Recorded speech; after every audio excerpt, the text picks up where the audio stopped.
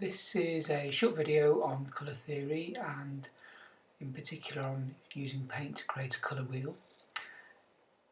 So the first thing that we're doing is creating the wheel that we're going to work into. So I've measured 9 centimetres on a ruler using my compass, and I've drawn a circle and then a smaller circle about half the diameter inside that. I then need to divide it into 6 sections. The first line just goes straight from one side of the circumference through to the other, passing through the middle where the point of the compass was, and then I'm using the compass to mark points around the circumference, and then I've joined those up, and then we've now ended up with the 6 sections. So we're just going to use primary colours, and you'll see that I'm working from the inside of the area up to the edge. One of the key things about using any sort of media, but particularly paint, is that you get used to the idea of holding your brush in a static position. Mine tends to point away from me, so it's pointing upwards, up the page, and I turn the sketchbook around, so I'm always painting up to the line. There's a few reasons for that. One is because it means that if I were to slip or some paint were to fall from the brush, it will fall into the area that I'm working, so it won't ruin the piece of work that I'm working on. The other thing is just it's simply easier to see where the paint is being applied. I'm working up to a line, and it's far easier doing that than trying to work back towards yourself.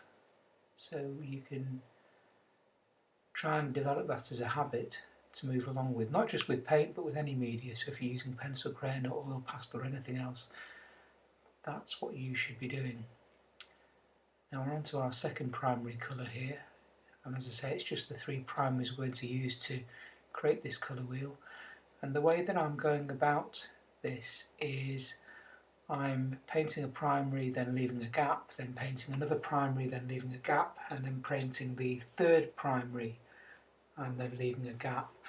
And on the inner circle I'm painting the section that is opposite on the wheel. Okay, so you can see this is the third primary now, and I'm painting the inner section, and that is painted red, and then the corresponding section in the outer circle is on the opposite side. So that's almost finished now, and then what I will do is check my water to make sure it's not gone too murky, and that hasn't gone too murky, so we can continue using it. If it was a bit cloudy and was likely to affect the colour of the mix that I was going to do, then I'd change the water, but I think it's okay to carry on with it as it stands at the moment. So I'm getting some yellow, and I'm going to draw some red into the yellow, and that will give me my first secondary colour, and that secondary that is mixed is orange.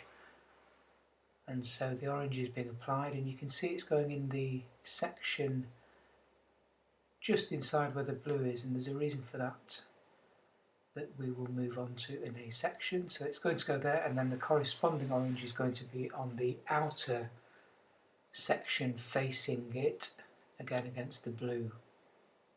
Now when we're doing the colour wheel, the reason for the colours being positioned where they are is simply because of the combinations of colours used to create the secondaries. So orange is a 50-50 mix of yellow and red. There is no blue in it.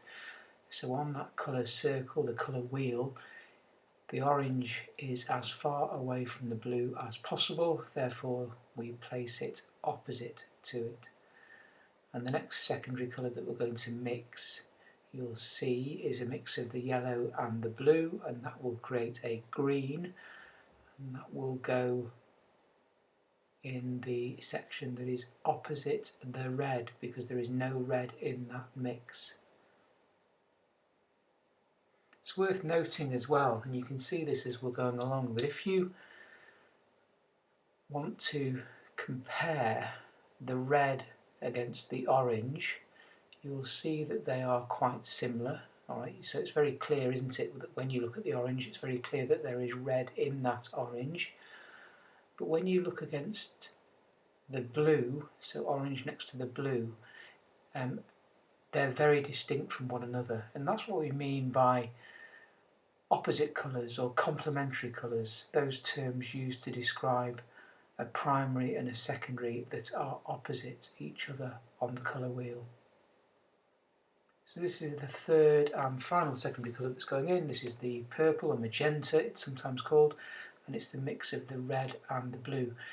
I think sometimes in our heads we think of purple as being slightly different in tone to what you can see here, but this is a mix that is 50-50, and so it is correct.